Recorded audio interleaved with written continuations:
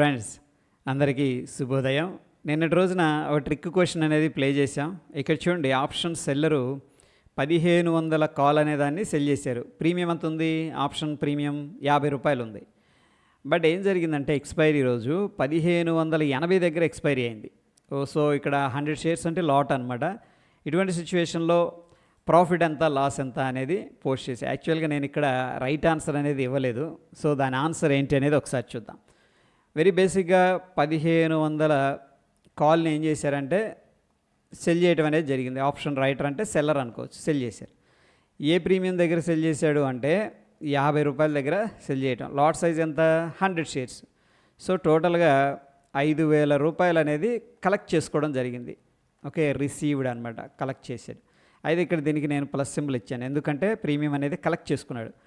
But expiry రోజు ఏం జరిగిందంటే, ఎక్స్పైరీ రోజు 1580 దగ్గర ఎక్స్పైరీ అయింది. డెఫినెట్గా కాల్ ఆప్షన్ సెల్ చేశాడు కాబట్టి ఎంత లాస్ ఉండొచ్చు అంటే, ఇక్కడ చూడండి 1580 మైనస్ 1500 అనేది స్ట్రైక్ అనమాట. సో 80 పాయింట్లు అయితే దాటి పైకి వెళ్ళింది, 80 పాయింట్లు లాస్ ఉంటుంది. లాట్ సైజ్ ఎంత? 100.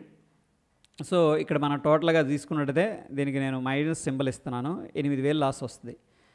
ఓకే, 80 రూపాయలు అనేది ఒక్కొక్క షేర్కి 100 షేర్స్ అనమాట, లాట్ కాబట్టి 8000.